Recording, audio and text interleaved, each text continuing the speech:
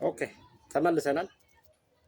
አቶሚክ ሀቢት ቡክ ሪቪው ፓርት 2 ለፓርት 2 ደግሞ ለሪቪው ይዤ የመጣሁት ከአቶሚክ ሀቢት ውስጥ ማለት ነው ቻፕተር 4 ላይ ያስቀምጠዋል። ደህና የማይመስለው ሰው ይላል እና እዚህ ደህና የማይመስለው ሰው ላይ የተቀመጡ የተለያዩ የጃፓን የባቡር መንገድ ልማዶች አሉ። እንዴት እየተጠቀሙ እንደሆነ ያለ እነሱን እንድታነቡት ለእናንተ በመጋበዝ እኔ ከውስጡ ፒክ የማደርግላችሁ የጃፓን የልማዶች መመዝገቢያ ወይም ደግሞ ስኮር ካርድ አላቸው ይላል እና ይሄ ደግሞ በጣም ምርጥ ከሚባሉ ስርዓቶች ውስጥና በጣም ኢፌክቲቭ የሆኑበት እንደሆነ ይናገራል። ይሄ ሲስተም ምን ይባላል?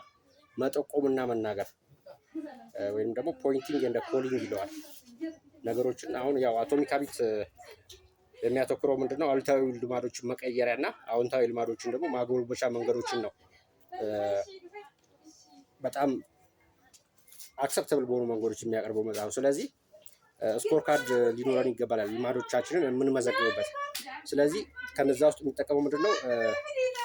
ስኮር ካርድ ሀቢት የልማዶች መዝገብ ስኮር ካርድ ይላልና እቀጥላለሁ ማንበቡን። ይህ ሂደት መጠቆምና መናገር ወይም ደግሞ ፖይንቲንግ ኤንድ ኮሊንግ ይባላል። ሲታይ ትንሽ ይመስላል፣ በሚገርም ሁኔታ ግን ውጤታማ ስራ ይሰራል። መጠቆምና መናገር ስህተቶችን በ85%፣ አደጋዎችን ደግሞ በ30% ይቀንሳል። በኒውዮርክ የሚገኘው የኤምቲኤ ጎዳናም የዚህ ስርዓት በከፊል በመውሰድ የመጠቆም ወይም ፖይንቲንግ ስራን ብቻ ተግባር ላይ በመዋል ተሞክሯል። በዚህም በ2 ዓመታት ተግባር ውስጥ በስህተት የመታጠፍ አጋጣሚዎችን በ75% ቀንሷል ይላል እና የልማድ መመዝገቢያ ሀቢት ስኮር ካርድ መነሻ ነው ይላል። ስለዚህ ባህሪ የበለጠ አውቶማቲክ በሆነ ቁጥር ስለዚህ ባህሪ በንቃት የማሰብ እድላችን ይጠባል።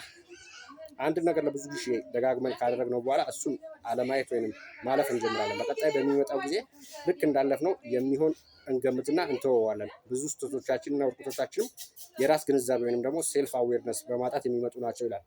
ልማድን በመቀየር ውስጥ የሚያጋጥመው ትልቁ ፈተና ምን እያደረገን ስለመሆናችን ግንዛቤ ማጣት ነው ይላል። አስምሬበታለሁ። የመጥፎ ልማዶች ውጤት በቀላሉ እንዲቆጣጠርን ከሚያደርጉት ምክንያቶች መካከል አንዱ ይህ ነው። የመጠቆምና መጥራት ስልት ለእኛ ህይወታችን ያስፈልገናል።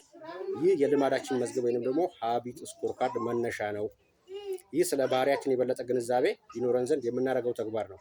ራስን ለመፍጠር በየቀኑ ልማዶችን ዘርዝራቸው ይላል። ልማዶችን ምን እንደምናደርግ፣ ጠዋት ከተነሳን በኋላ ምን እንደምናደርግ እንነሳለን። አላርም ማጥፋት፣ ስልክ ማየት፣ ወደ መጸዳጃ ክፍል መሄድ፣ ክብደት መለካት፣ ሻወር መውሰድ፣ ጥርስ መቦረሽ፣ ዶድራንት መቀባት፣ ማድረቂያ መጠቀም፣ መለባበስ፣ ሻይ መጣድ ወዘተ እና እናንተ ደግሞ የምታደርጓቸው ዴይሊ የምታደርጓቸውን ሀቢቶች እንደዚሁ ትመዘግባለች። ከዛ ምን ይላል?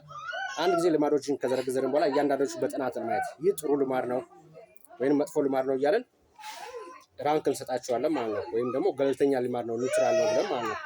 እና ጥሩ ልማድ ከሆነ ፕላስ ምልክት እናስቀምጥበታለን።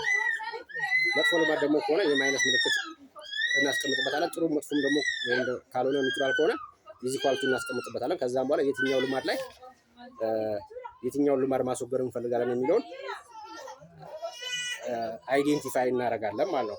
ከዛ በኋላ ማለት ነው የምታደርጋቸውን ብታደርጋቸው ለዚህ ደግሞ ደጋግመህ የምታደርጋቸውን ነገሮች በራሱ ማለት ነው እያረቃቸው ግን ማለት ነው ማድረግ እንደማትፈልግ ማለት ነው እየተናገርክ። አሁን ለምሳሌ ጣፋጭ ምግብ መብላት ላትፈልግ ትችላለህ። ይሄን ጣፋጭ ምግብ ልበላው ነው ግን ጣፋጭ መብላቶች አልፈልግም። ጣፋጭ ምግቦች ጤናዬ ላይ ይሄን ያህል ነገር ይሄንን ጉዳት ያስከትላሉ እያልክ እየተናገርክ ታደርገዋለህ። ስለዚህ አይምሮ ኮንሲሽየስ እየሆነ ይሄዳል ማለት ነው። ስለዛ ነገር በንቃት ስታደርገው ማለት ነው ያን ነገር የመተው እድል በጣም ከፍተኛ ይሆናል ይላል። ማጠቃለያ ላይ በበቂ ልምምድ ውስጥ ሲያልፍ አእምሮ በንቃትም ሳያስብ እንኳን ውጤቶችን የሚጠቁም ምልክቶች መረዳት ይጀምራል ይላል። አንድ ጊዜ ልማድ አውቶማቲክ ከሆነ ለምታደርገው ትኩረት መስጠትን ታቆማለህ። ሁልጊዜም የባህሪ ለውጥ የሚጀምረው ከግንዛቤ ነው። ልማዶችን ለመቀየር ከመጣር በፊት ስለነሱ በቂ ግንዛቤ ሊኖር ይገባል ይላል። መጠቆምና መጥራት ተግባሮችህን ቃላዊ መገለጫዎች በመስጠት ግንዛቤ ያለ ንቃት ከማድረግ በንቁነት ወደ ማድረግ ያሸጋግሩታል። ያለ ግንዛቤ የልማድ ምዝገባ ልምምድ ስለ ባህሪ የተሻለ ግንዛቤ እንዲኖረው ማድረግ የሚጠቅም ቀላል ስልት ነው ይላል።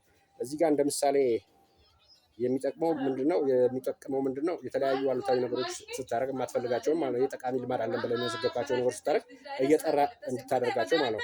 ለዚህ ደግሞ ልማዶችን እንዴት በረጅም ጊዜ እንደሚጠቅሙ በማሰብ ከፋፍላቸው ይላል።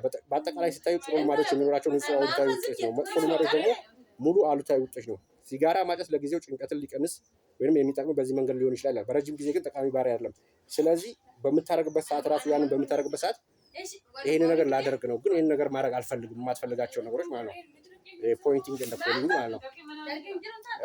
የማትፈልጋቸው ነገሮች ብታደርጋቸው ራሱ ማለት ነው ይሄን ነገር አሁን ላደርገው ነው፣ ግን ይሄን ነገር ማድረግ አልፈልግም እያልክ ለአእምሮህ እየነገርከው አድርግ ነው። እና ጣፋጭ ነገሮች ውስጥ አሁን ይሄንን ጣፋጭ ልጠጣ ነው፣ ግን ጣፋጭ መጠጣትን አልፈልግም፣ ጣፋጭ መጠጣት በጤና ላይ እንደዚህ አይነት ነገሮች ያመጣብኛል ብለህ ስትነግረው ወደፊት አእምሮህ እነዛን የማትፈልጋቸው ነገሮች ለመተው ምን ያደርጋል ማለት ነው፣ ፕላን እያወጣ ይሄዳል። እና ለመቀየር ማለት ነው፣ በጥሩ ልማዶች ለመቀየር በጣም ቤስት ፕራክቲስ ነው። የቀረውን እንድታነቡት ለእናንተ በመተው ማለት ነው። በሌላ ቡክ ሪቪው እስከምንገናኝ ድረስ ይመቻችሁ።